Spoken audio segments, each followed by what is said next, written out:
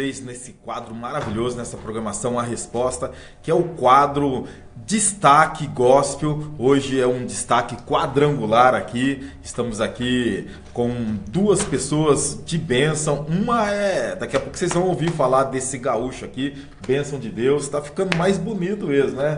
A gente vê ele assim, ficando mais bonito.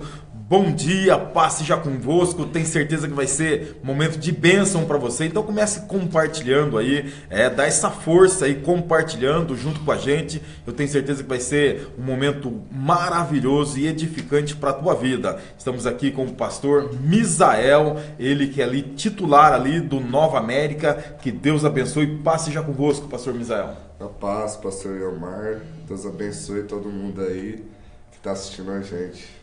Em nome de Jesus. Desse jeito também com o gaúcho aqui. Como que é seu nome, gaúcho? Jonatas Alex. Ah, meu Deus, vamos ficar com gaúcho mesmo, né? Não, melhor gaúcho. Melhor gaúcho, né? Aqui o Jonas Alex, o conhecido na quadrangular como o gaúcho, o goleiro, mais ou menos, né? Goleiro furão. Mais ou menos. E que Deus possa abençoar também. Eu tenho certeza que vai ser um prazer a tua presença. Paz seja convosco. Paz, pastor. Deus abençoe o senhor, a vida do pastor Lércio, da vida do Rubens que está aí nos estúdios aí. Na técnica, Rubem, luz na técnica, que Deus abençoe. Tenho certeza que vai ser momento de bênção, esse quadro que nós estamos começando, é o comecinho, destaque gospel, e nós temos aqui como destaque hoje o pastor Misael, ele que tem aí um visual todo incrementado. Eu tô falando do visual como pastor, né? Nós vamos começar falando um pouco sobre esse visual, porque o povo gosta de saber, né? Geralmente as pessoas olham assim, tem muita dificuldade para as pessoas, assim, a hora que olha assim, fala assim, mas a hora que você fala que é pastor, tem alguma dificuldade, as pessoas, essa aceitação, como que foi isso aí? Na verdade, no começo na igreja não tem muita dificuldade, porque a galera chega e já vê, não, o pastor é diferente. Agora de fora, assim, a galera de fora que fala mais, né?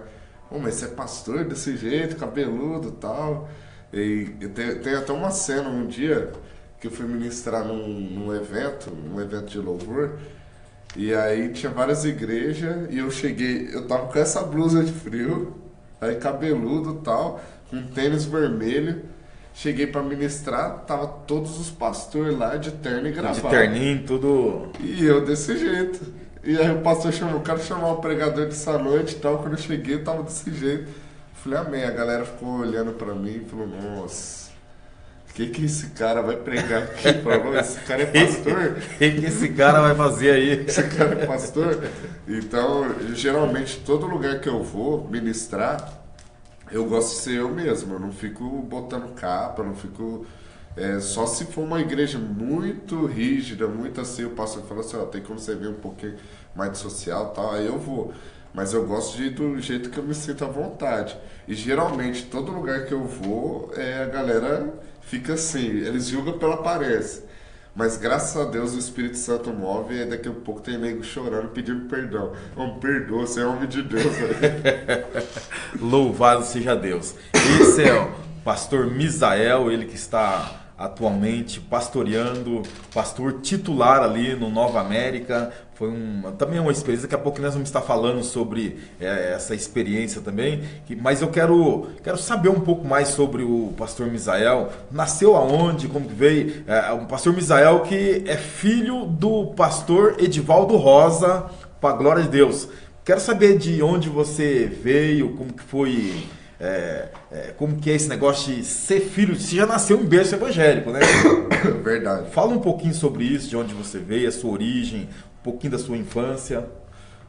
Eu nasci numa cidade no interior de Goiás. Meu pai, ele foi fazer missão para Goiás, assumiu uma igreja lá, abriu uma igreja em Goiás. E eu nasci em Mutunópolis. Eu conheci a cidade quando eu tinha, acho que uns 15, 16 anos. Porque só nasci lá e meu pai já foi para outra cidade. Né? Então a gente passou a vida inteira assim, ficava um tempo num lugar, a igreja crescia, meu pai ia para outro lugar. Então aí morei em Anápolis, a gente morou em Jales, que é interior de São Paulo.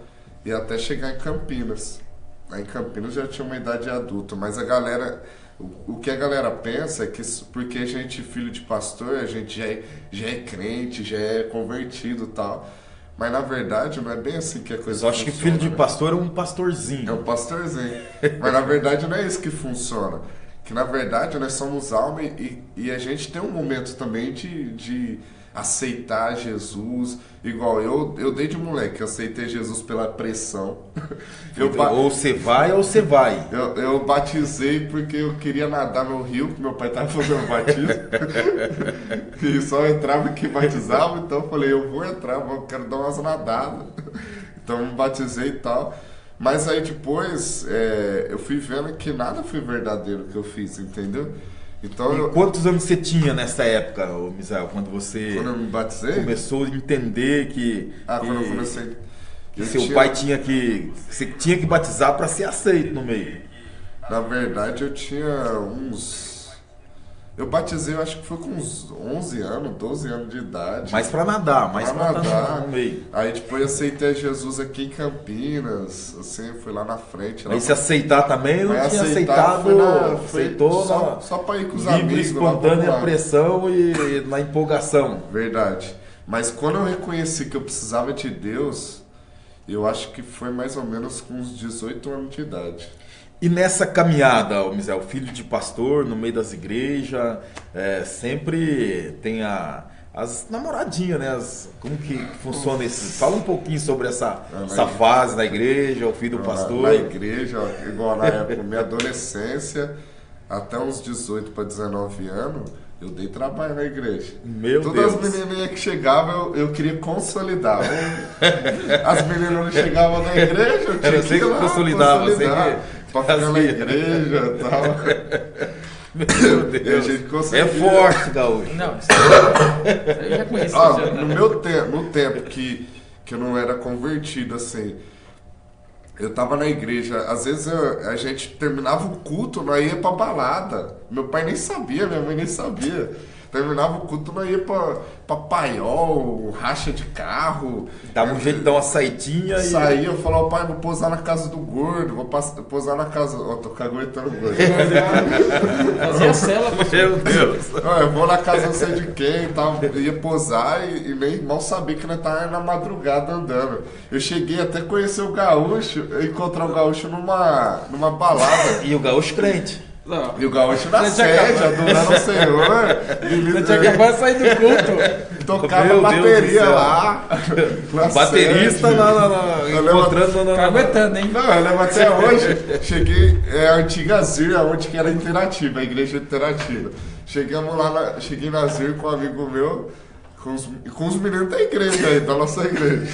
Chegamos lá, aí a balada tocando, batendo lá, som tocando, e os negros tudo dançando. Daqui a pouco, quem que encontra com um cachicolzinho lá? Meio que escondido, meio que... Escondido? Isso daí eu ficava lá. Como é que o crente dançava lá? Ele soltava mesmo? Ou ficava meio requintado, assim, meio... Ele arrancava um cachecol assim, ó, tacava nas menininhas e ficava assim, ó, cachecolzinho. Aí chegava lá e falou assim, ó, paz, irmão, beleza? E completava com a paz ainda. Paz ainda. E tinha um jeito de bater assim, paz, irmão. Porque era vários regulares. Não, era vários. Ó, um monte de negro do Planalto encontrando com um monte de gente da sede. Imagina. Eu nem vou perguntar se tinha gente do Pauliceia, porque... Do Pauliceia. Da Pauliceia não, mas tinha um barrinho aqui, eu não vou caguetar quem que era, mas tinha um barrinho aqui perto, tinha bastante. Ah, é? Você gostava de...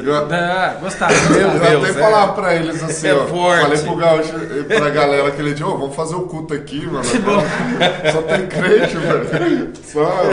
Era feio o negócio. E nesse momento que você estava lá, tinha momento que vocês paravam e falavam assim, nós estamos errado aqui, ou pra você estava tudo... Na hora tava tudo beleza. Tava tudo em casa, tudo beleza. Eu tava fumando, tava bebendo, então tava beleza. Então, não tô pecando não, só tô dando rolê. Tô dançando, né? Na nossa cabeça era assim, pai, eu não tô pecando não, só tô dando rolê, vou dar uma chavecada nas menininhas aqui, mas é só de leve. E se o pai descobrisse, já tinha até um argumento pra estar comentando, pra estar falando, né? Vixe, foi resgatar ele lá. Meu pai descobriu, acho que meu pai e minha mãe descobriu mesmo, eu acho que eu tinha uns 19 anos, 18 para 19 anos, foi aí que deu um chacoalhão em mim. Que aí meu pai não sabia de nada. Minha mãe sempre foi desconfiada. Sempre olhava meio assim.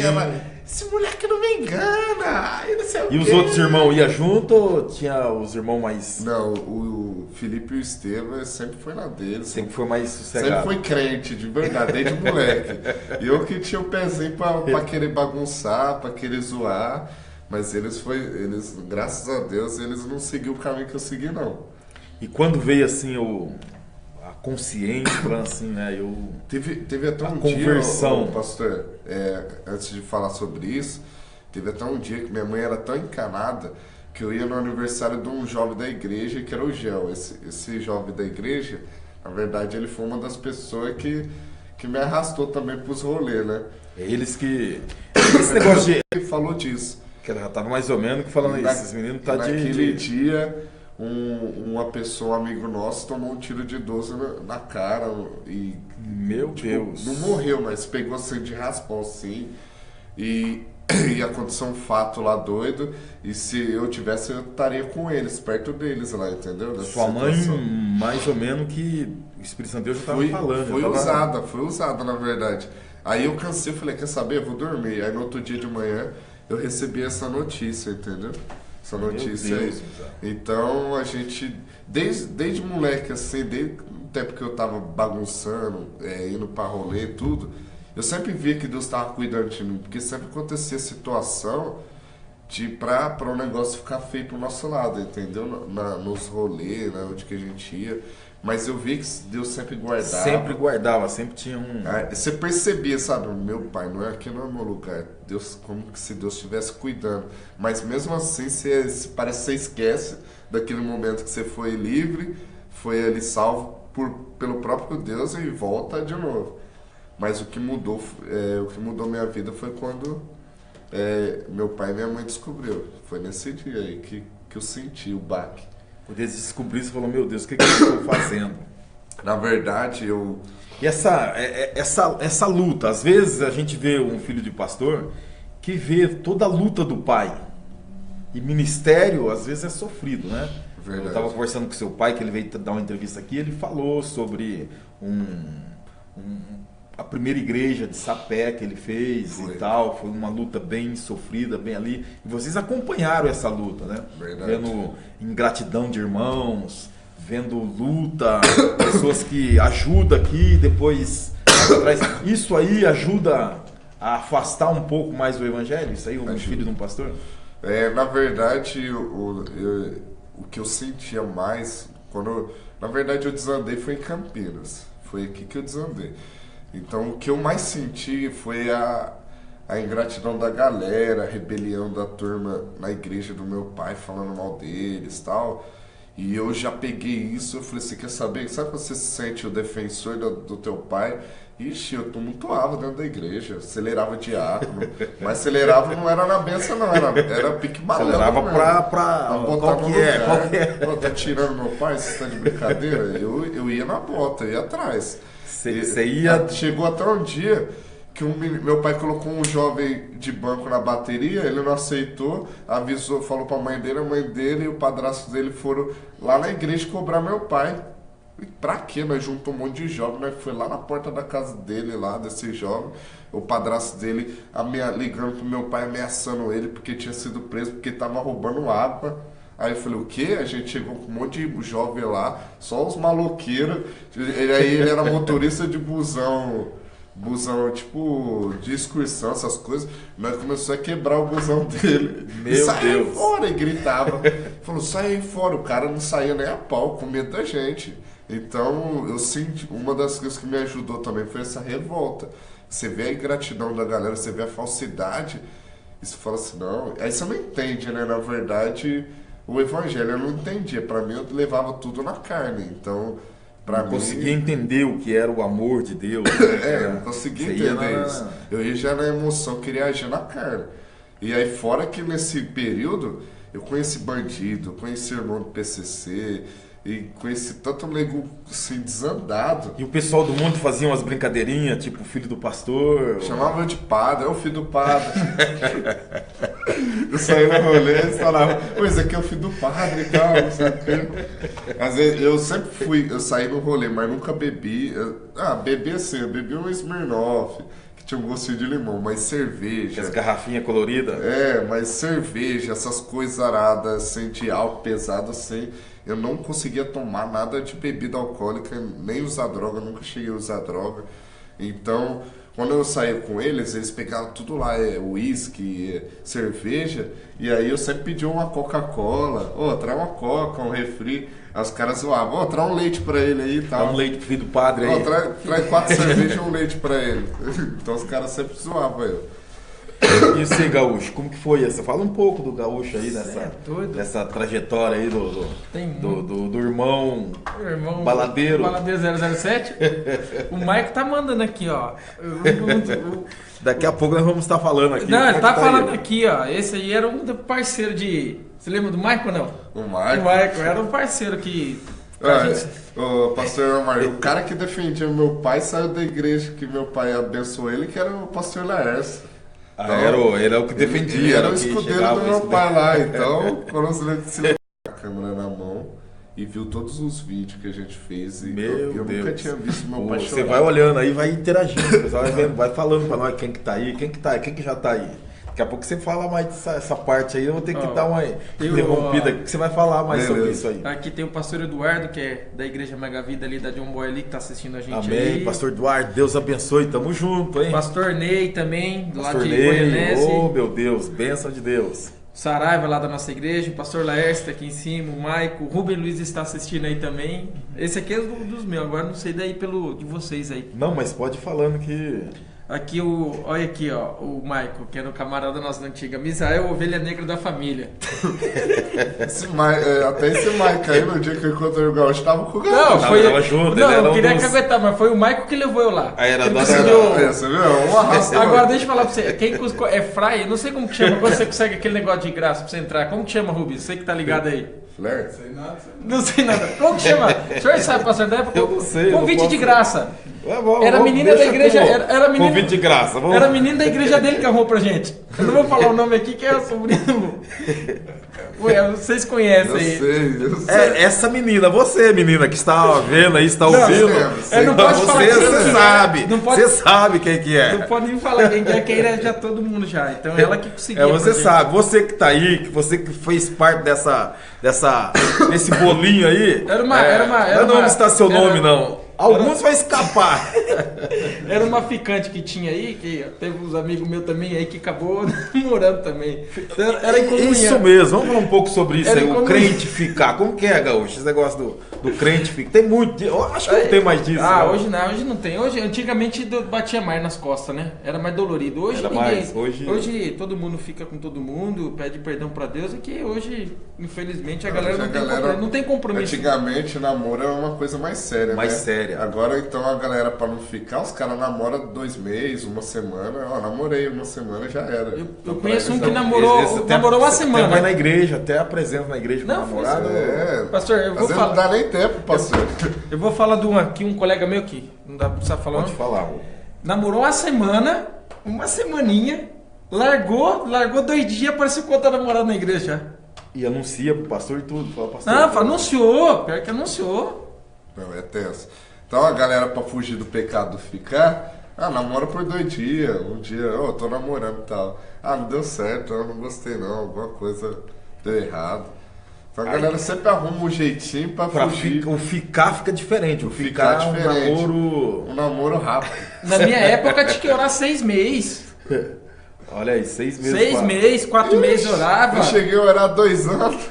É mesmo. E desse orar 2 anos vai ficando. Não, foi da época que eu tava convertido. Tava crente, já tinha convertido. Na época eu tava convertido, aí foi... Mas nós vamos falar um pouco mais sobre essa fase.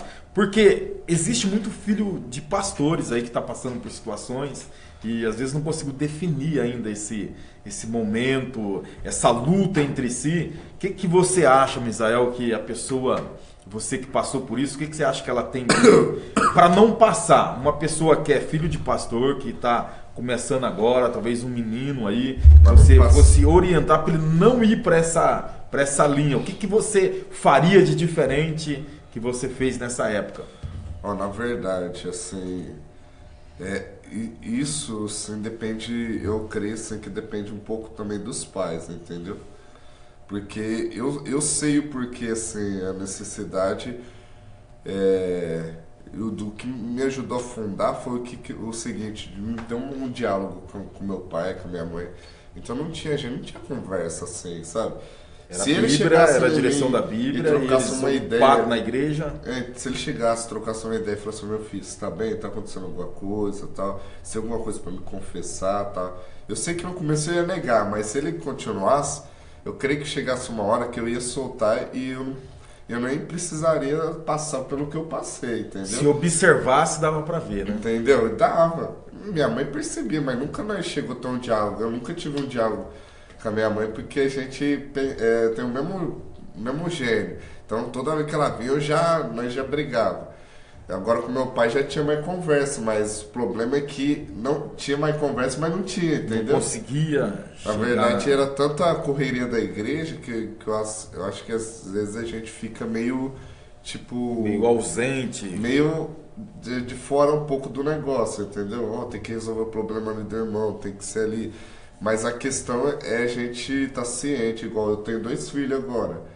E eu coloquei no meu coração, quando meu filho chegar na idade de adolescência, eu quero ser um parceiro dele. Bem ali, ó, bem agora, presente. De trocar uma ideia, de falar: meu filho, você tá bem e tal, e aí, você tem alguma coisa para me confessar? E eu quero dar liberdade para ele poder confiar em mim para confessar as coisas, entendeu?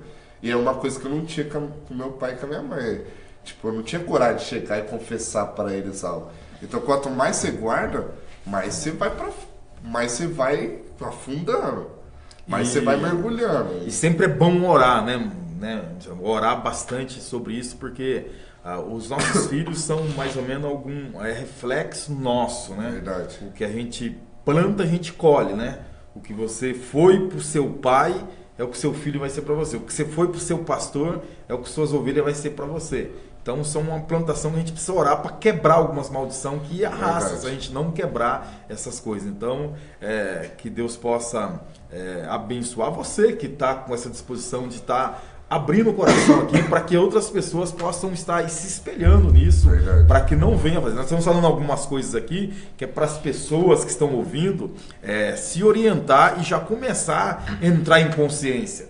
Verdade. Porque tem gente que está aqui ouvindo que está perdida. Verdade. Tem irmãos que são irmãos. Tem os irmãos e os irmãos. Os irmãos. Os irmãos. Aqueles que estão na baladinha, estão aí nos pagodes e muitos usando droga também. Verdade. Então eu queria que o Gaúcho que estava aqui falando sobre algumas... Esse namorinho. Fala aí do namorinho. Namorinho é difícil, pastor, porque eu até hoje brinco, até a gente brinca, porque às vezes a gente não tem uma pessoa quem a gente pode confiar, até dentro de casa, né? Às vezes assim, de você confessar mesmo, né? Igual eu tava falando de confessar. E às vezes você não, quando você não confessa, você dá poder pro diabo pra ele te agarrar mais ainda. Você fica, porque quando às vezes eu chego pro senhor, que é pastor, errei, falei que, tô ficando com aquela menina, o senhor vai pegar o quê? Vai me orientar pela palavra. Vai orar, vai estar ali acompanhando. Aí quando a gente não tem, às vezes, isso aí a gente não tem um despertar dentro da gente de eu confiar no Senhor. Mesmo que o Senhor é uma pessoa de confiança, eu não fico. Aí eu fico com uma menina aqui, saio da igreja, pego outra, e vou pegando uma aqui, e vou. E às vezes a gente não tem força, mesmo estando dentro da igreja, pastor. Eu sempre brinco com eles assim. Eu fui me converter forte mesmo faz uns 5 anos, pastor. Eu não sou filho de pastor, mas o meu avô é pastor da Igreja Batista. A maioria dos meus tios, de 8, eu acho que 6 são pastores.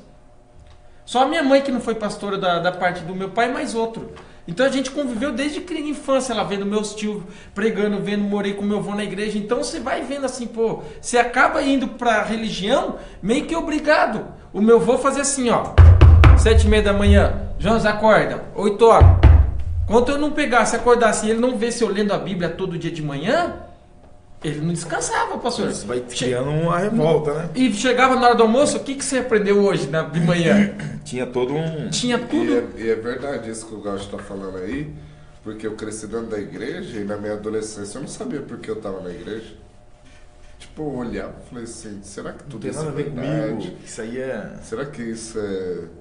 Você começa a pensar um monte de coisa, Eu creio que tem muita gente que hoje... Quando eu estava na igreja do meu pai, como líder de jovens, eu comecei a célula de jovens. Aí comecei uma célula lá em casa e Deus me guiou para eu perguntar para a galera, por que você está na igreja? E do 90% dos jovens, 99%, só um soube me falar o porquê. O resto falou que não sabia, não sei por que eu tô. Tava porque... Então você vê que às vezes tem muita gente na igreja que não sabe, tá na igreja, mas não sabe por que tá lá, entendeu? É uma questão assim, que precisa se preocupar, que precisa sempre estar martelando o porquê, o foco do negócio, entendeu? O foco de servir a Deus, o foco de se entregar, o foco de estar ali na presença e é uma coisa que sempre tem que estar martelando, entendeu? E às vezes a gente prega sobre isso, prega sobre prosperidade, prega sobre bênção, mas esquece do foco principal, que é Jesus, entendeu? E eu lembro que naquele dia eu trouxe todo o plano de salvação para a galera, que Gênesis, o próprio Deus fala, né, que viria um que pisaria na cabeça da serpente e ela feriria o calcanhar dele. Estava dando uma referência sobre Jesus, né, lá em Gênesis. Então, o que acontece, pastor Omar, essa questão aí de você poder transmitir para a galera o negócio central do evangelho. Entendeu? Não odiar, né? Não ficar odiando. Na verdade, a gente prega tantas bênçãos, tanto livramento disso, tira a pessoa dali, libertação, isso, aquilo, mas esquece o foco central e às vezes tem gente que está na igreja para receber e não para ser servo, entendeu? Servo de Deus. Amém. Diz uma coisa para mim, quando que veio essa conversão e esse desejo, esse chamado para o ministério? A minha conversão veio nesse dia lá. Na verdade, nesse dia começou o tratamento na minha vida. Eu nunca tinha visto meu pai chorar. Nunca na minha vida. Aquele dia eu vi meu pai, eu cheguei do trabalho, eu vi ele chorando e tal. E aquilo parece que me quebrou por dentro, foi me destruindo. Aí minha mãe já mais doidona, já veio, me deu um tapa na cara. Aí eu lembro que depois eu fiquei refletindo, sabe? Tudo que eu tava fazendo. Eu falei, meu pai, o que eu tô fazendo na minha vida? E aí daí em diante eu decidi. Eu tomei, na verdade é uma decisão, né? Eu tomei. Né?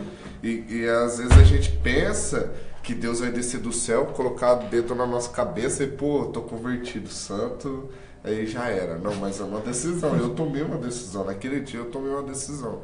Falei assim, cara, eu preciso entregar minha vida para Jesus, eu preciso de mudança. Eu preciso parar com tudo isso que eu tô fazendo. E quando eu tomei essa decisão... Tem que cair a ficha, né? Tem que cair, entendeu? Não é algo que vai descer do céu e vai mudar a tua cabeça. É parte de nós a decisão.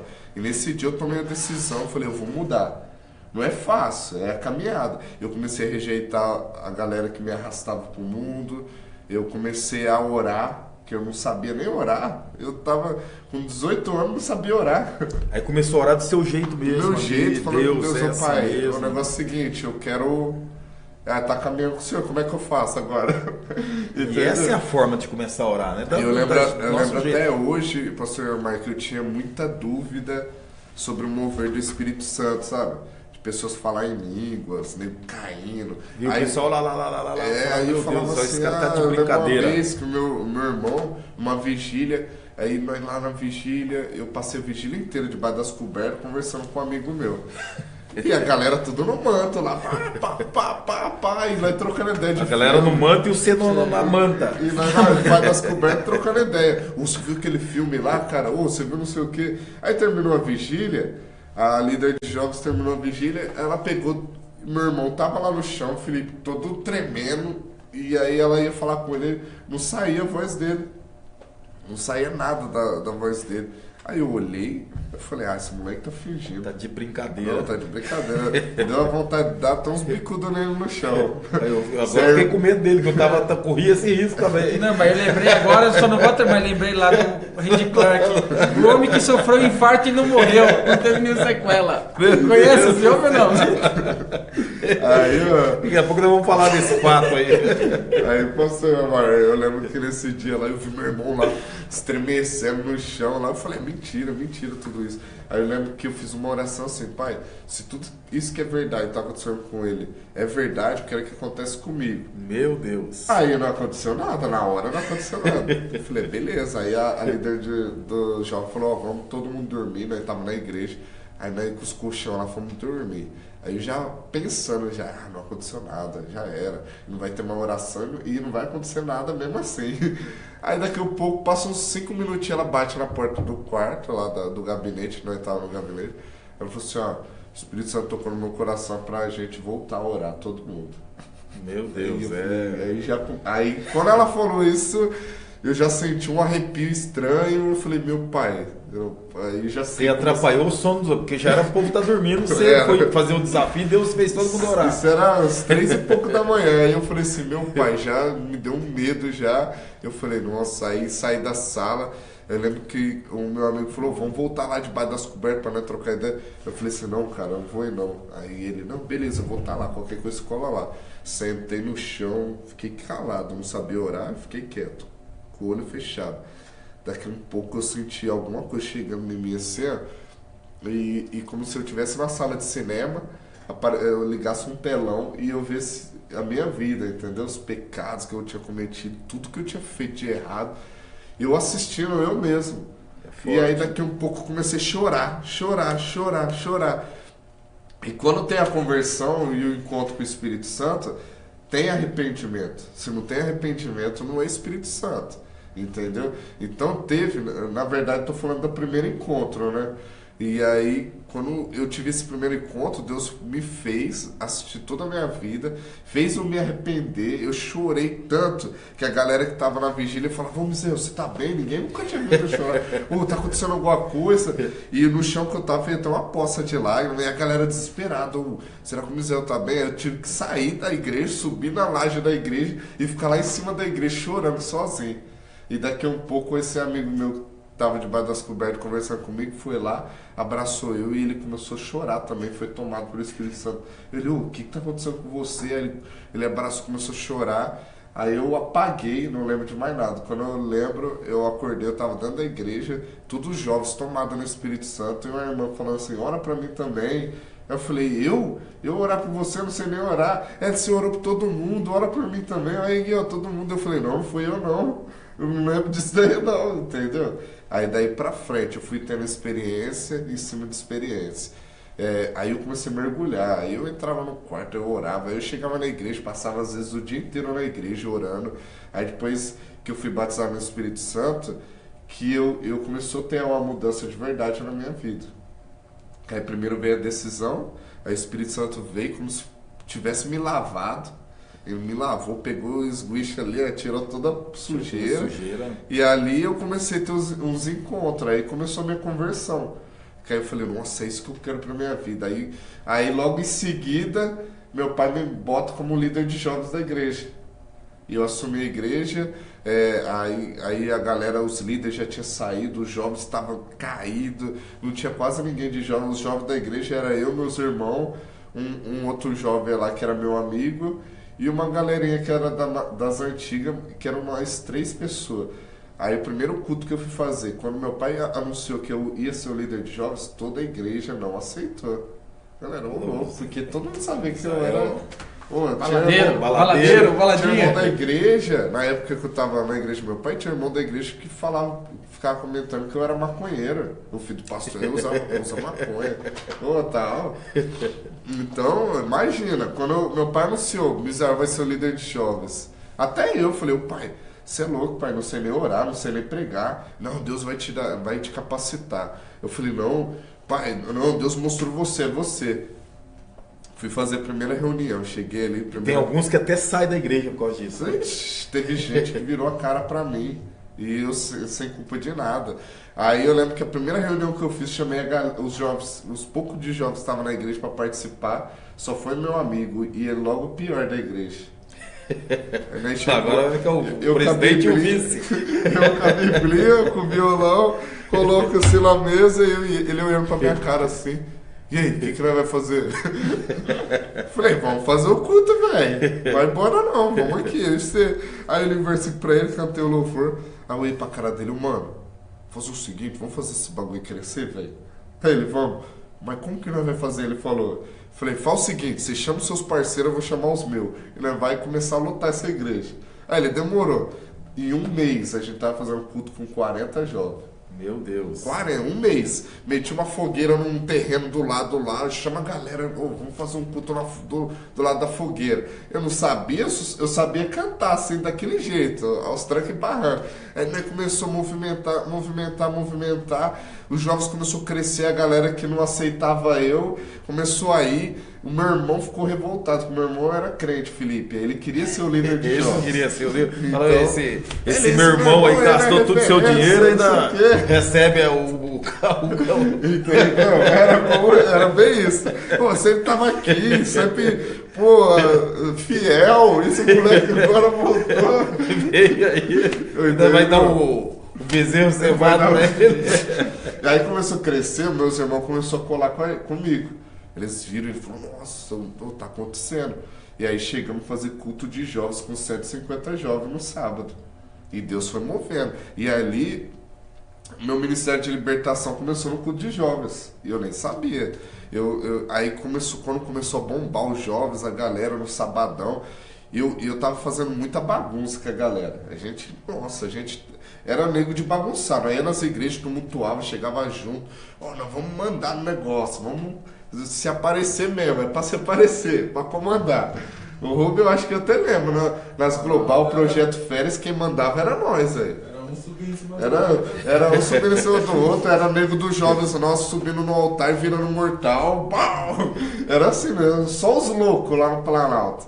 Então imagina, aí o Espírito Santo começou a me mover numa unção nova. De adoração, uma unção. Aí começou meu ministério de libertação, foi nos jovens. Que aí eu comecei a adorar lá, a gente fazendo uns momentos de adoração, a galera sendo tomada, e aí começou a cair gente endemoniada na hora do louvor. Aí começou. Aí na hora do louvor, eu lembro o primeiro demônio que eu expulsei de uma jovem lá, todo mundo gritando, sai, sai! Eu falei, dá licença. Aí eu falei, como que eu expulso? Deixa eu lembrar como que meu pai expulsou o demônio uma vez. Cheguei no ouvido da menina, eu falei assim, sai, em nome de Jesus. Aí a menina abriu os olhos. E falei, deu certo, velho. Funcionou. Glória a Deus. Como que tá a interação aí? Tem a galera aqui mandando aqui, ó. O pastor Edivaldo tá online aí. Manda um abraço pro pai aí, ó. Pastor Edivaldo. Graças a Deus, meu filho. Graças a Deus, meu filho. Deus abençoe. O pastor Edivaldo, eu tava lembrando esses dias, só pra lembrar aqui. O primeiro homem que acreditou em mim, aqui na terra, foi o pastor Edivaldo. Ele chegou, eu lembro, tava falando de Projeto Férias, ele olhou pra mim, olhou assim, daquele jeitão dele, apontou o dedo pra mim e falou assim, meu filho, ninguém acredita no ser, mas Deus tá me mostrando assim, assim, assim. Rapaz, deu 2 anos, o que ele falou aquele dia aconteceu tudo. O pastor Edivaldo, um abraço, poxa, o pastor, é o chefe. Em mim também, acreditou em mim. Ele falou, meu filho, ninguém acredita no você, negão.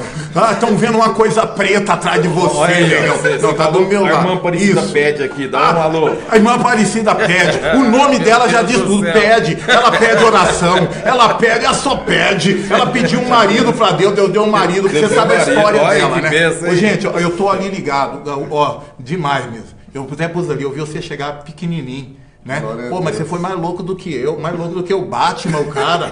Meu Deus do céu! E Deus guardou. Mas aonde abundou o pecado, o quê? Superabundou a graça. E aquilo eu fui vendo, cara, não era vocês, aquilo era uma revolta pela situação, né, mesmo? Aquele monte de ingrato, aquele monte de pessoas. Lembra, nós chegou lá, vocês chegaram, eles tinham uma geladeira, foi descarregar a mudança, a porta da geladeira caiu. Meu Deus, é forte. Meu Deus, eu falei, não, vamos comprar uma geladeira. O irmão falou assim, vamos ali comprar um ousado. Eu falei, sai, Satanás! Aí compramos uma nova lá para casa. E ó, essa família tem sido bênção na minha vida, amém? Ó, dá uma atenção legal para essa turma aí que tá linkada aí, porque eu tô vendo lá o pessoal quer falar também. Tem aqui, ó, Ulisses Silveira, Misael Rosa, conheci no acampamento 2016, nunca mais esqueci, homem de Deus. Rafael de Aquino. Esse rapaz aqui, ó. Só vê o que ele não esqueceu, né? Será que era o que ele ficava conversando debaixo da.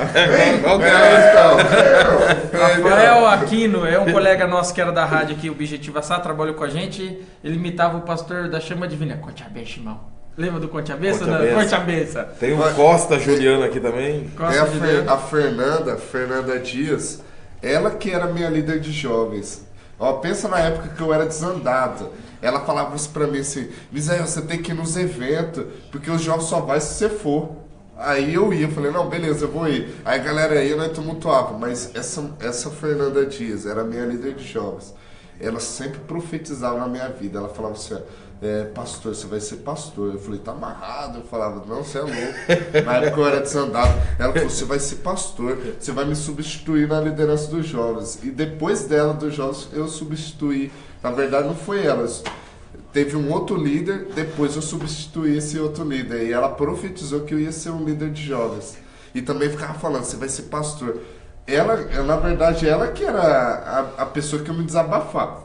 Fernando Ferreira ou Fernando? É o Fernando, que trabalha no restaurante ali, não é? O goleiro. O goleiro do joelho podre. Isso, que machucou lá. Meu feita, Deus, né? que deu trabalho. A barbinha só feita. Só anda com aquela barbinha você feita. Deu trabalho, Fernando. Aquele tá aqui, o Thiago também tá aqui junto com a gente. O Ângelo aqui. Tá assistindo, o tiozão tá aqui, da a Lídia, a irmã 422. Lídia também, Lídia Marques também, que Deus abençoe. Pastora Marli. Meu Deus, maravilhoso.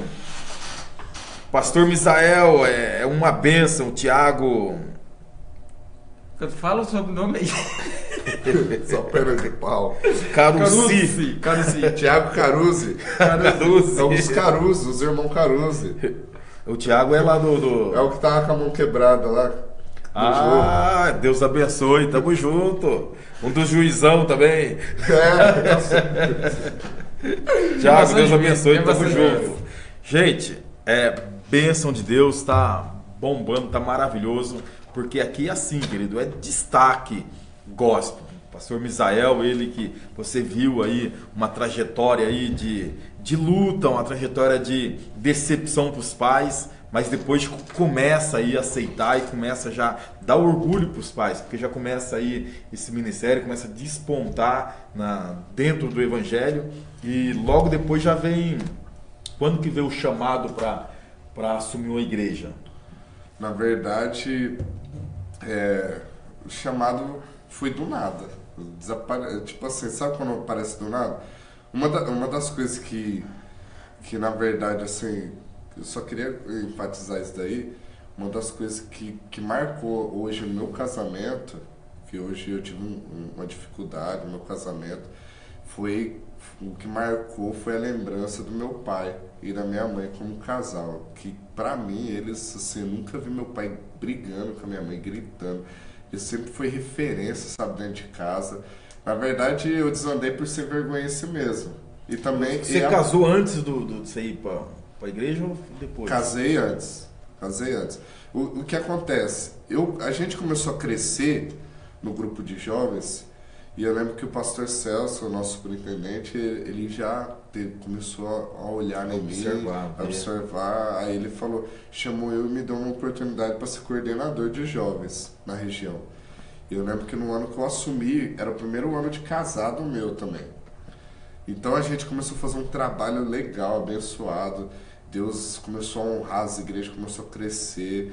Mas automaticamente que a regional começou a crescer, o meu casamento começou a cair por terra dentro de casa. Era o primeiro ano de casado.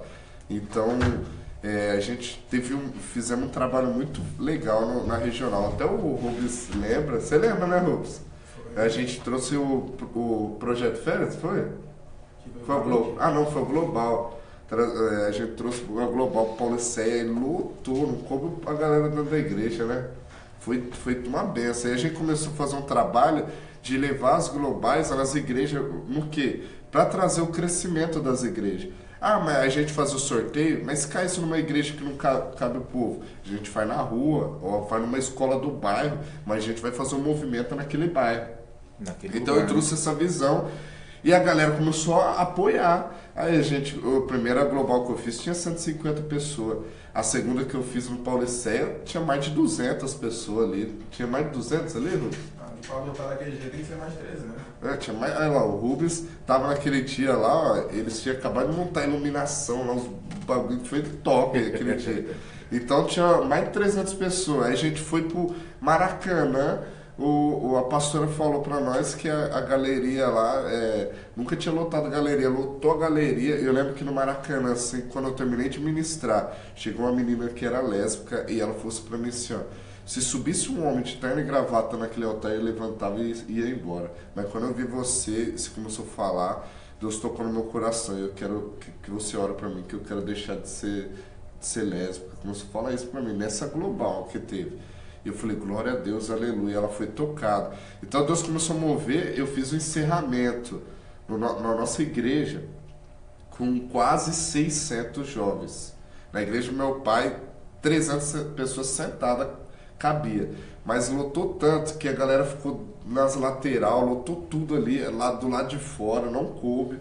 E deu quase 600 jovens naquele dia. Então você vê, para um primeiro evento que eu fiz com 150, terminar com quase 600 jovens, e também eu trouxe no Projeto Férias o Baruque, que deu quase 1.500 pessoas com o Baruque que a gente trouxe.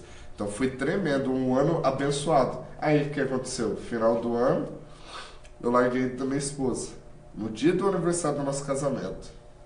E aí eu cheguei no pastor Celso, conversei, nosso superintendente, falei com ele, pastor, tô passando uma dificuldade no casamento. E como foi? Fala um pouco desse momento, Misa. Na verdade, tem pessoas que estão ouvindo que precisam ouvir. Como que vai chegando o final? Como que vai? No caso aí você falou já que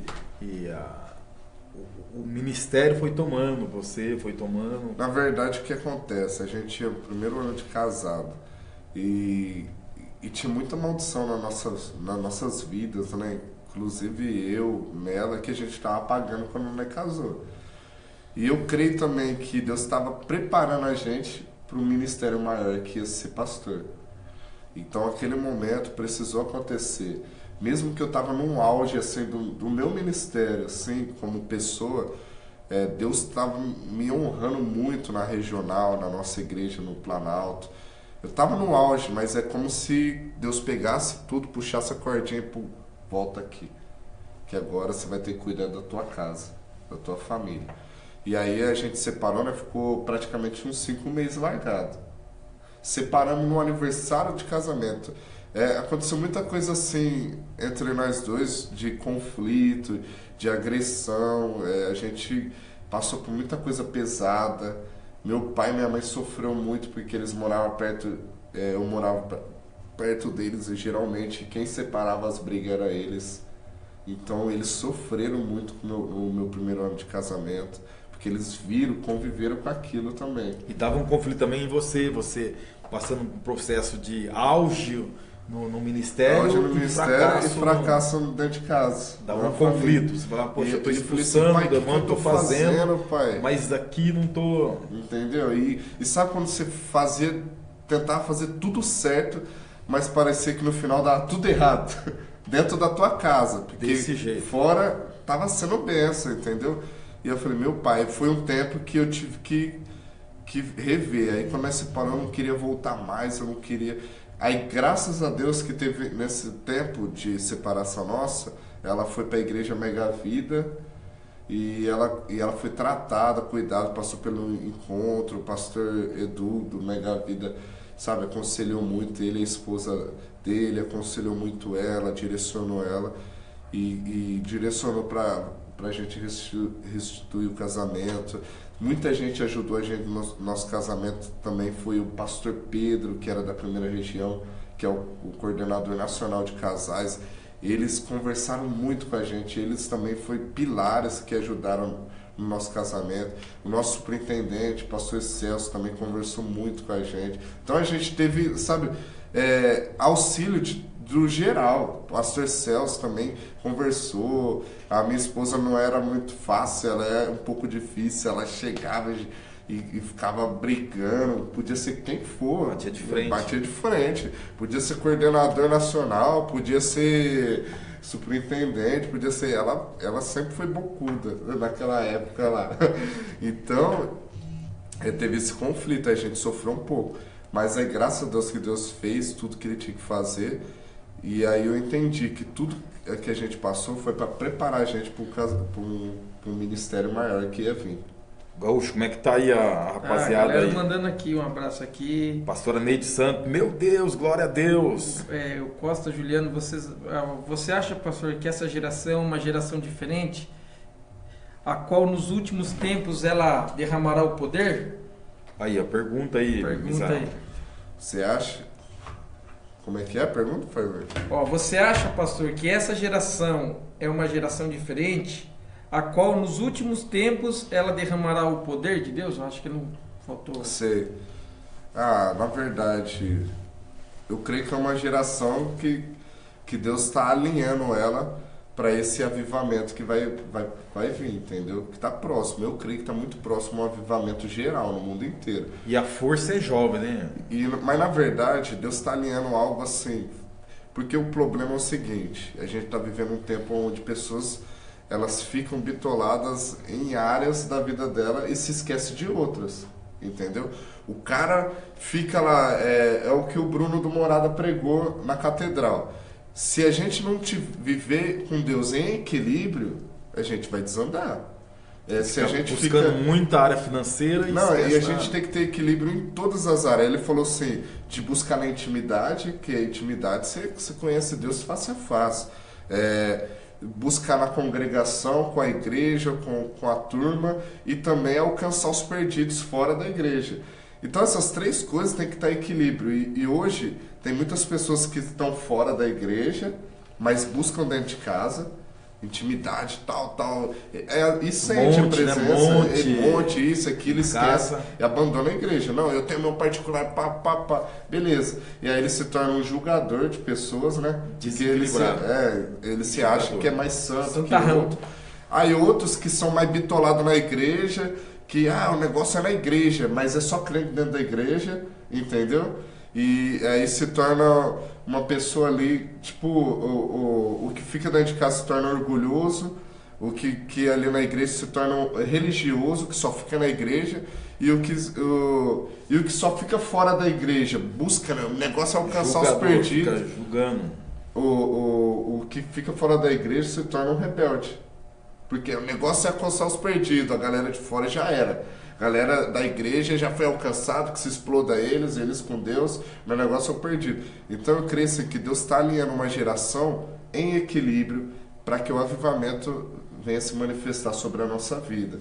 Então essas três coisas têm que estar em equilíbrio, tanto no particular, face a face com Deus, tanto como na congregação. A Bíblia fala que a gente tem que amar os irmãos. A congregação já inclui a família também, dentro de casa. Geral, isso também é igreja, família e também o fora da igreja. Então eu creio assim, que Deus está alinhando essa geração para isso.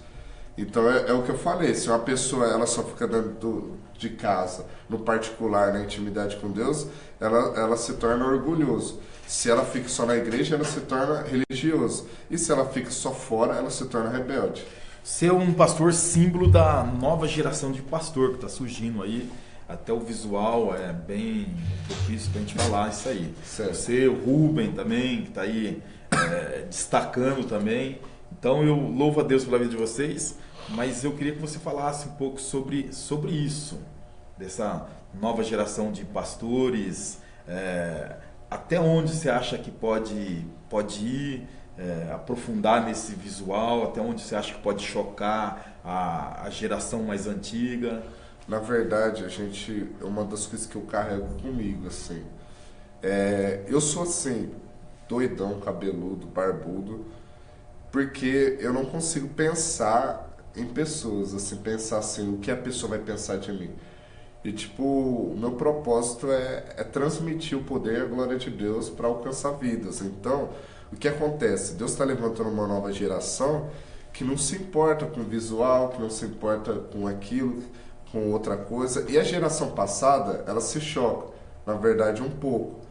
Mas depois que eles sabem, eles sentem e sabem, já viveram uma unção.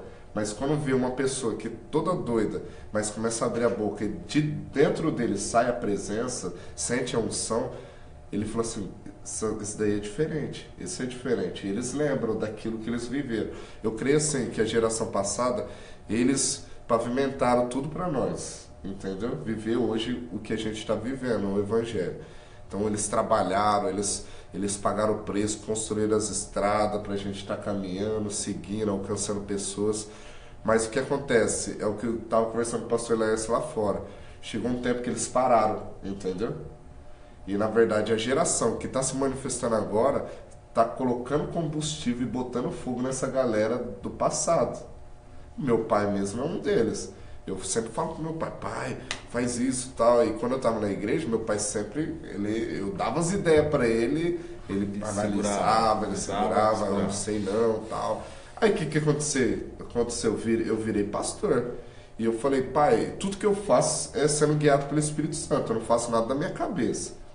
Pai, o que o senhor quer que eu faça? E eu comecei a fazer as doideiras que eu falava para ele. Aí o que aconteceu? Deus começou a mover, a nossa igreja começou a crescer as coisas e ele começou a ver. Aí ele começou a dar um pouco mais de ouvido para mim e hoje a gente tem uma conversa. Eu sempre converso com meu pai, eu passo umas visões para ele e eu vejo ele, tudo que eu estou falando, eu vejo ele já fazendo na igreja dele, eu vejo dando resultado.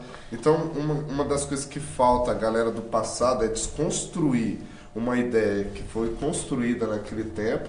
E hoje a gente está vivendo uma nova realidade, entendeu? E Deus levanta dentro das igrejas mesmo a nova geração, né? O pastor ele precisa enxergar quem é da nova geração. O segredo é isso, é que a galera das antigas sempre pega para si e tem medo de soltar.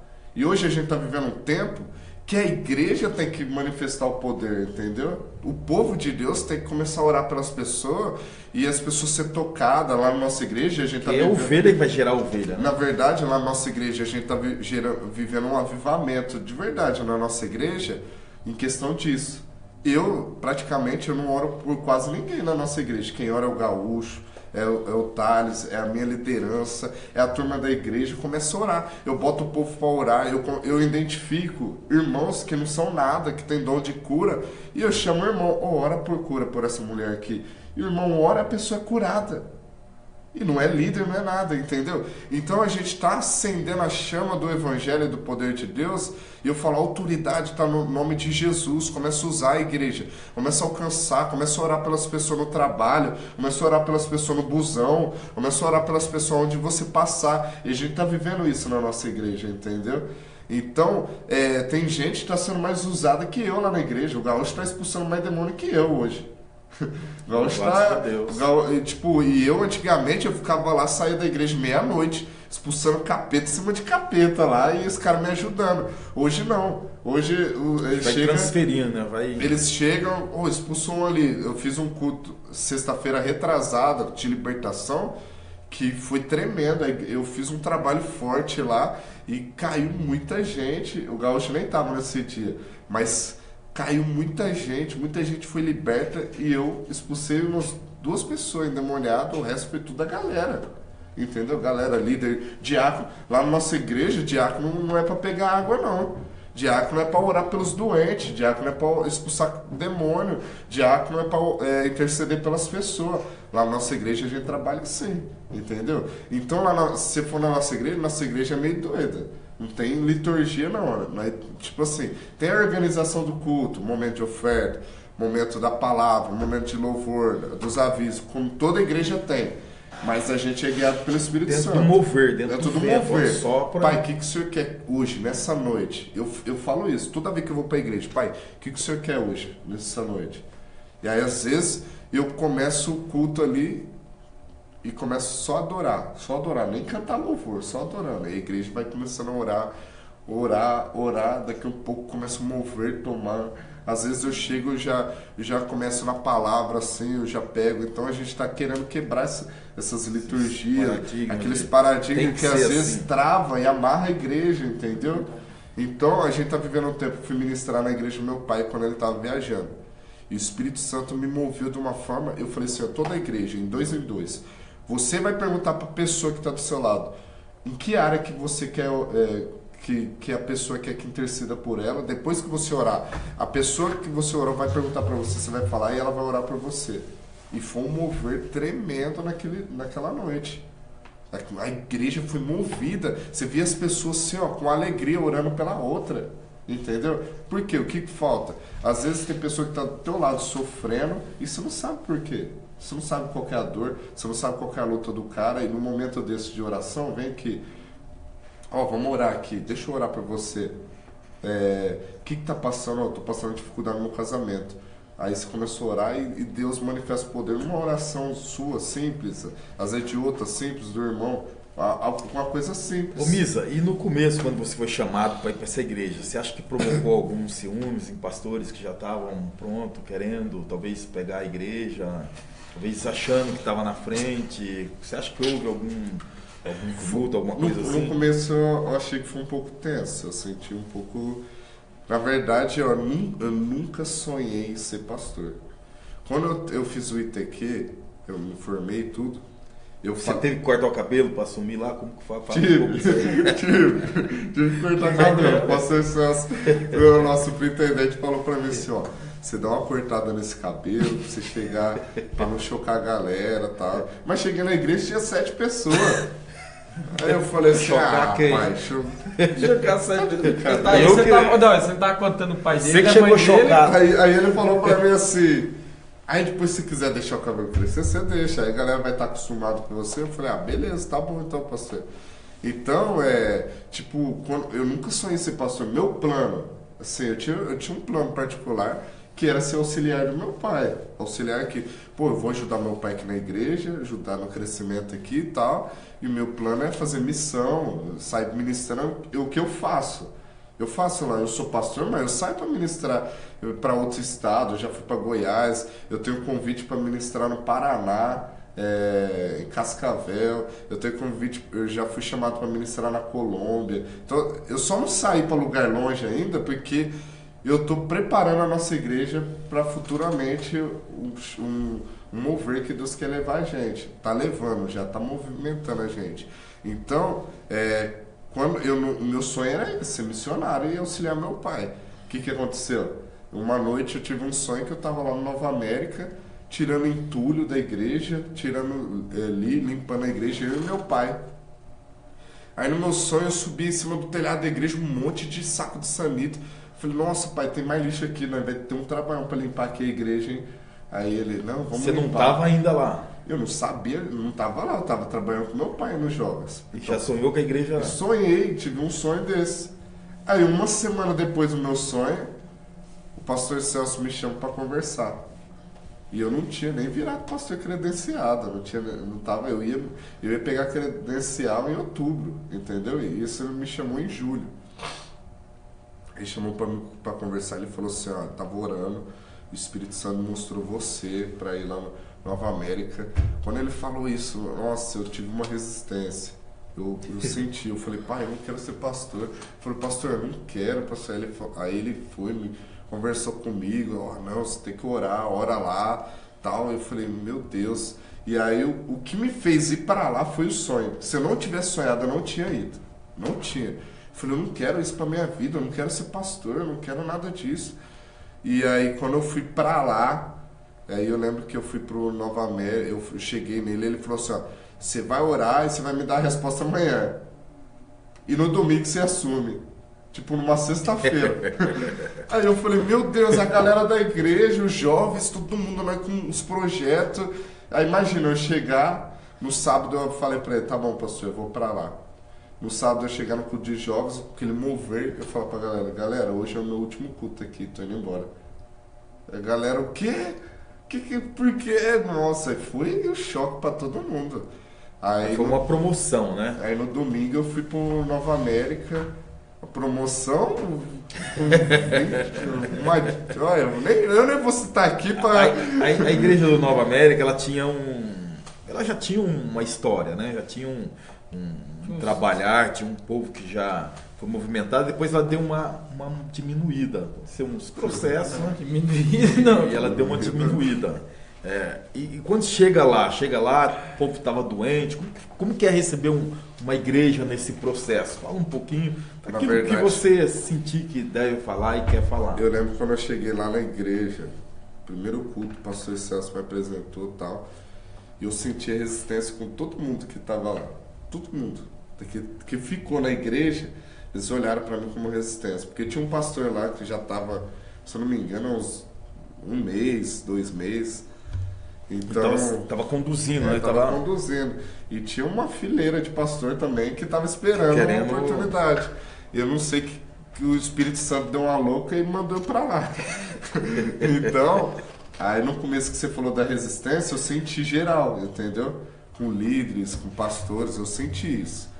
E aí a galera, pô, mas esse moleque aí, a galera olhava pra mim como doido. Moleque, entendeu?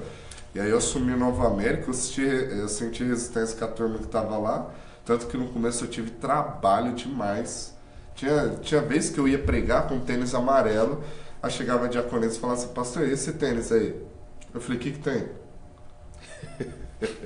Qual que é o problema? Você vai pregar com esse tênis aí? Você vai pregar, vai subir? É isso mesmo. É isso mesmo, irmão. Você acha que o meu tênis vai pregar pra você? Não. Não é, filho. Você não tá gostando, tem assembleia, tem todas as igrejas aí que você pode participar.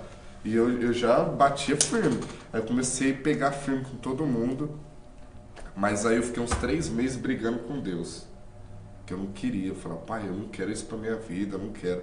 Até que a igreja, ela cresceu, chegou até umas 20 pessoas, uns 3 meses, 20 e poucas pessoas. Aí começou a crescer depois que um dia que um cara passou e ficou endemoniado na porta da igreja.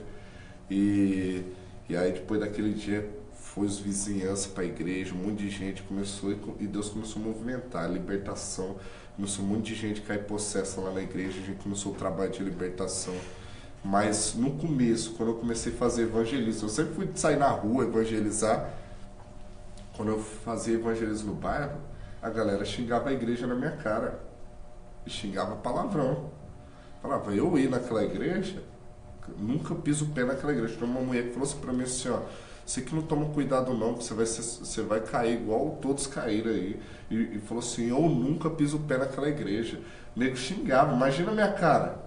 E eu vou falar o que pra pessoa, entendeu? Então, esse 1 ano que eu passei, o primeiro ano que eu passei lá, foi pra, limpar a fachada da igreja, entendeu? A moral da igreja. Porque eu ia evangelizar no bairro, eu falava assim, a galera aceitava, beleza, não, eu vou na tua igreja, qual que é? Eu falava, quadrangular, não, naquela igreja eu não vou não. Aí eu falei, o que eu faço agora, velho? Ô pai, o que eu faço? Aí eu lembro que Deus falou comigo, primeiro, você vai ter que limpar. Você vai ter que limpar. Aí eu lembrei do meu sonho, de tirar o lixo, tirar o entulho. E eu tive que limpar a imagem da igreja, a moral. E aí eu comecei a trabalhar com a galera que estava lá, a galera muito ferida, machucada. Foi difícil no começo, teve resistência. E aí, depois que passou esse tratamento geral, a galera começou a ser liberta, começou a ser transformada. Aí Deus começou a mover. Aí hoje a nossa igreja, ela está sendo tão falada no bairro, a turma toda tem vontade de ir lá. Tem gente que vai no nosso culto de sexta-feira só para receber oração de libertação, que é da Assembleia, de nego, porque falaram que eles não fazem trabalho de libertação lá. Aí vai lá receber e a gente ora, não estamos nem aí não. Não, vem aqui então, vem aqui, assembleano. Pá, sai em nome de Jesus. Volta lá agora pra tua igreja. Entendeu? Então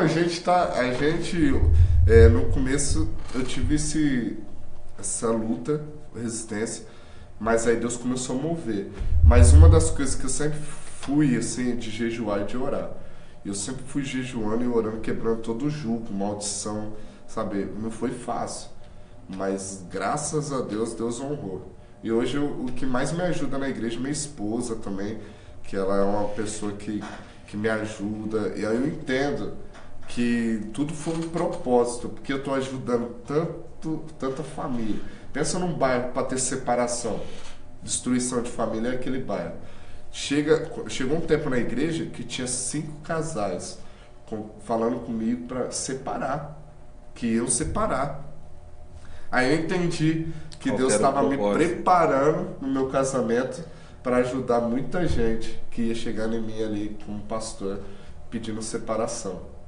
E eu tinha vivido muita coisa pesada. Então a galera falava, não sei o que, pastor, o senhor não sabe o que eu tô passando, o que eu passei. Então eu começava a falar, aí eu lembrava das minhas coisas. Eu falei, agora você quer me ouvir? Então deixa eu contar meu testemunho aqui, ó. É isso. Não acredito, pastor, sério isso não? É isso. O Gal chama até a pastora, minha esposa, de espadachim. Mas é isso, cagueta de fala. É no celular, pastor. Mas é coisa assim, coisa pesada. E eu falava, a galera, nossa, não, meu Deus, eu não tô passando nada. Não é nada não, pastor. Não, eu vou, meu casamento vai melhorar, em nome de Jesus, eu vou voltar com a minha mulher, entendeu? Domingo agora, eu peguei uma família que chegaram largados, separados, e foram embora, eles voltaram. Domingo não, sexta, né? Sexta. Como que você vê a política na igreja? Como você olha para a política? Nós temos um candidato, o pastor Elias, que representa. Fala um pouco disso aí, Misael, para as pessoas verem a cabeça da nova geração, dos novos pastores, como pensa, como vê isso aí. Fala um pouquinho sobre isso aí. Na verdade, política é meio difícil, é meio embaçado, né? O negócio que o capeta tá sentado no trono. Explica esse negócio aí, Zé. Não é tenso. Eu vou falar um negócio pra você, assim. Eu concordo com representantes nossos na política e tal. Beleza, concordo. Mas tem que ser um nego muito fiel. Tem que ser um cara de Deus mesmo, guiado pelo Espírito Santo. Porque é tanta oportunidade para se corromper naquele lugar. Isso é geral, não é só no Brasil, não. É porque o Brasil está escancarado, né? Agora, se você fazer pesquisa aí, você vai ver corrupção nos Estados Unidos, política dos Estados Unidos, você vai ver corrupção em vários outros países. Agora, você vê lá na China, lá teve não sei que foi o senador, o parente do cara lá chinês lá, que descobriu que ele estava roubando e chegaram, o que fizeram? Cortaram a mão dele. Já cortaram as duas mãos. Entendeu? Um que estava dormindo, o cara mandou matar, estava dormindo lá. Então, agora você imagina, se fosse no Brasil, tanto de nego sem mão aí, tanto deputado. Não ia ter. Mas o cara tem que ser assim, crente, tem que ser muito crente. Então eu acho que assim, é algo, tipo assim, a gente... Antes de a gente ver se o cara é intelectual, se é inteligente, a gente tem que ver se o cara é um homem de Deus.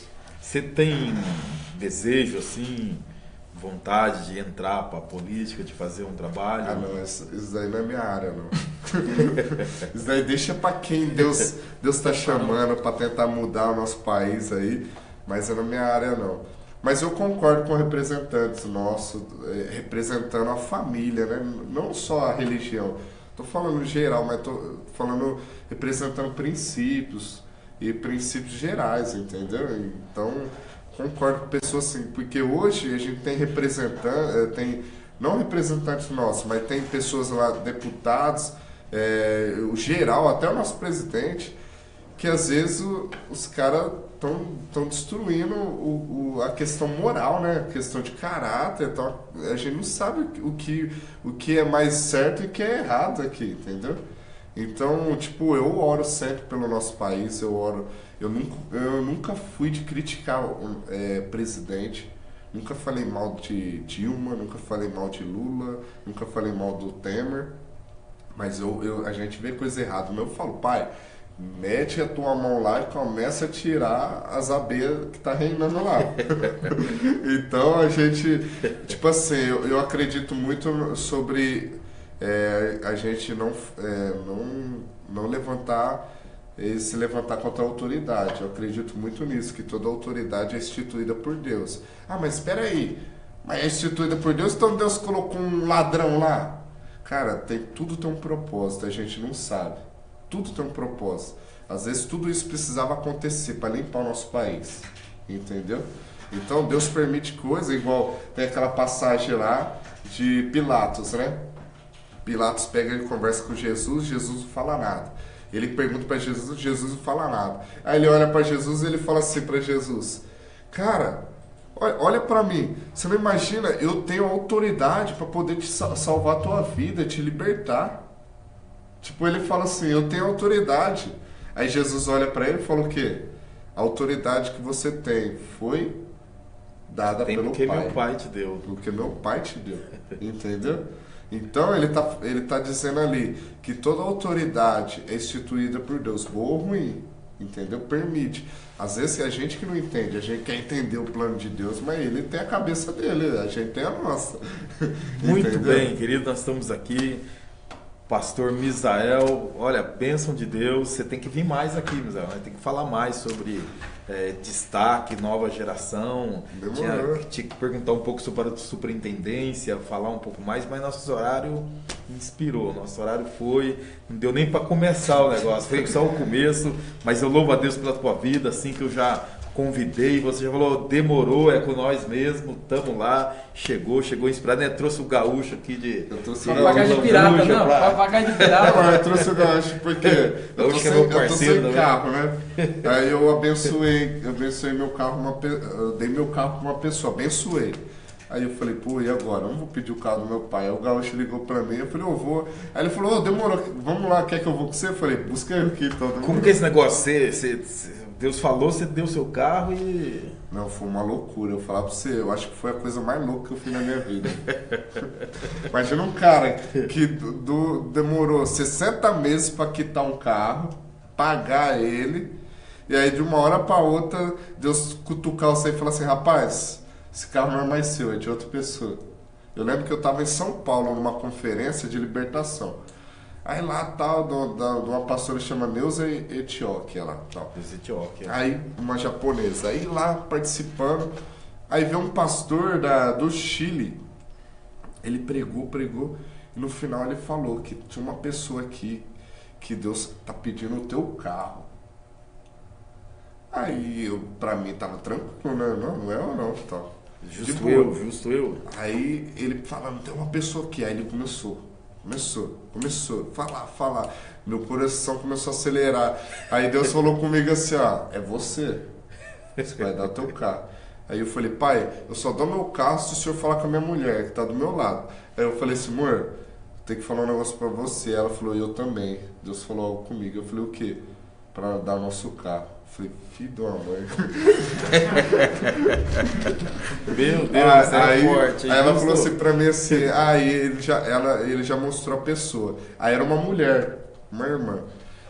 Aí beleza, eu falei, tá bom, a gente vai dar nosso carro. Nós ficamos ensaiando uma semana pra dar esse carro. Eu falei, meu pai, e agora o que eu faço, pai? Aí eu orando, o Espírito Santo me mostrou uma pessoa que era pra dar o carro, não era essa irmã. Aí eu falei, meu pai, e agora? E logo essa pessoa, eu tinha brigado com essa pessoa. Meu Deus. E eu falei, caramba, eu não tava bem com essa pessoa. Eu falei, não, pai, ela não. Essa aí tá de brincadeira comigo? Não tem que ser ela, não pode ser. Aí eu falei, aí nós indo pro shopping, eu e minha esposa, e eu falei assim, amor, Deus falou comigo, você tem certeza que é aquela mulher lá? Ela, não tem. Eu falei, Deus mostrou a pessoa, ela, quem que é? Aí eu falei pra ela. Aí ela falou assim, amor, você tem certeza? Eu falei, Deus mostrou. Aí eu falei dentro do carro pra ela assim, amor, se Deus quer que eu dou o carro pra essa pessoa mesmo, nós tá indo pro shopping agora. Eu sabia que a pessoa tava trabalhando. Então eu falei, não vai acontecer. Não vai. Essa pessoa tá trabalhando. Aí eu fiz sabe quando você maquina o plano? Assim, eu vou fazer esse desafio com Deus, que eu sei que o cara tá trabalhando. Não vai estar então lá. O cara não vai estar lá no shopping nem a pau. Eu não vou dar carro pra ninguém. E aí, ponto final. O que aconteceu? Eu falei, pai, eu vou fazer um propósito com o senhor. Eu tô indo pro shopping com a minha esposa agora. E se o senhor quer que eu dê o carro para essa pessoa, eu quero que ela esteja lá no shopping e ela chega em nós e fala que sonhou, fala alguma coisa que sonhou que estava ganhando um carro, alguma coisa que estava ganhando algum carro. E beleza, aí ela falou, amor, você tá fazendo plano, a minha esposa está fazendo plano para que não aconteça, né? Você fez um propósito. Eu falei, é isso mesmo. Aí chegamos lá no shopping, na praça de alimentação, ela comendo, eu fui buscar um negócio lá embaixo. Quando eu volto, a pessoa tá sentada na mesa conversando com a minha esposa. Meu Deus, aí não tem jeito, forte, aí meu coração gelou. Aí eu falei, não acredito. Meu pai, mas ele não sonhou, tomara que ele não sonhou nada. Chego lá, minha mulher olha pra mim, olha pra ele e fala, conta pra ele o sonho que você teve. O que você sonhou? Você não vai contar nada, não. Aí ele falou assim pra mim assim, pô, eu sonhei que eu tava ganhando um carro, velho, um carro prata. Eu falei, que carro é esse? Aí ele, qual que é a placa? Aí ele falou assim, era um Fuso. E o Fuso era um carro que eu tenho um sonho de ter. Então ele é um Fuso. Eu falei, quem que te dava esse carro? Aí ele falava, o Rick é meu vizinho. Eu falei, pai, se eu errar a casa, é o meu vizinho que vai dar o carro pra esse moleque. Aí eu falei, legal, então beleza. Não, é bem assim, quem sabe se eu não ganho um carro? Aí ele falou, ô louco, né? É difícil isso acontecer. Aí eu falei, beleza, saiu, pá. Aí uma semana depois, eu segurando, falei, não, pô, eu tenho que dar esse carro. E aí o carro começou a querer parar na minha mão. Aí eu falei, meu pai, eu vou dar esse carro, senão Deus vai tirar ele de mim. Aí eu fui, cheguei lá na pessoa, falei, Deus falou comigo pra eu te dar o meu carro, tal. Dei a chave, dei o documento, só transfere pro teu nome aí, o carro tá quitado, só tem que pagar o IPVA esse ano. Lá no final do ano você paga. Aí ele, não, beleza, sério, não acredito. É sério mesmo? Não, é sério, você tá brincando, você tá tirando comigo. Eu falei, é teu, cara, pega a chave. Pega logo. Se eu pegar, eu vou embora com o meu carro. Aí ele, não, beleza, ele pegou e ficou com o carro. E hoje eu tô sendo movido pelo Espírito Santo. Tô esperando a bênção chegar dos céus. Amém, tem certeza que vai ser esse do sonho. Amém, eu creio. Porque Deus é fiel. E Deus prometeu, entendeu? Deus prometeu e eu creio que vai chegar. Creio que Deus vai honrar. Vai chegar a hora. Misael, muito bom esse papo. A gente queria ficar aqui mais um pouco, muito mais. Mas chegamos ao final dessa programação de bênção. Que eu queria dizer para você que foi um momento assim satisfatório para mim. Você me satisfez. Amém. Você foi além da minha expectativa. Amém. Eu já conheci o Misa de ouvir falar, o Rubem, que sempre levanta sua bola aqui. Eu conhecia do seu pai, que seu pai já ficou comigo nos quartos, já ficamos de oração. Seu pai sempre contava a sua história para mim, mas eu não conhecia assim pessoalmente. E depois que a gente passou a conhecer, a gente vê que Misael é um cara destaque mesmo, destaque gospel, que Deus possa abençoar a sua vida de uma forma toda especial. Está aqui o nosso quadro, Destaque o Gospel, que Deus possa abençoar de uma forma toda especial. E tem certeza, Misael vai voltar aqui para a gente continuar esse papo, falar muito mais dessa nova geração de pastores que tem se destacado aí no nome de Jesus. Que Deus possa abençoar de uma forma toda especial. Misael, já dá o endereço lá da igreja, dá as considerações finais, dá o endereço, fala do projeto, coisa rápida assim, então aí pra... Galera, quem quiser conhecer a nossa igreja, é o Jardim Nova América, o endereço é Rua Palmeira Cariota. Agora o número eu não sei, mas você vai ver a placa da igreja nessa rua, que a rua é pequenininha. Mas se você quiser participar, os cultos lá é só de sexta e domingo, sexta às 8 horas e domingo às 6 horas da tarde, beleza? Todo mundo tá convidado lá, quiser dar um glória com a gente, vamos lá.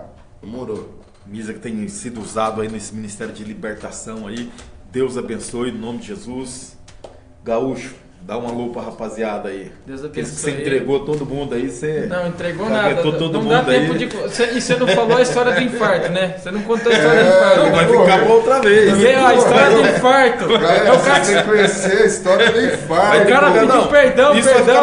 O cara pediu perdão. É o nego aqui que se arrependeu de todos os pecados. Essa história vai ficar pro próximo capítulo aí pra acender a rapaziada para estar junto com nós na próxima vez. Quase morreu lá. Mas, né, Deus fala. Amém. Que Deus abençoe. Paz seja convosco. Fui.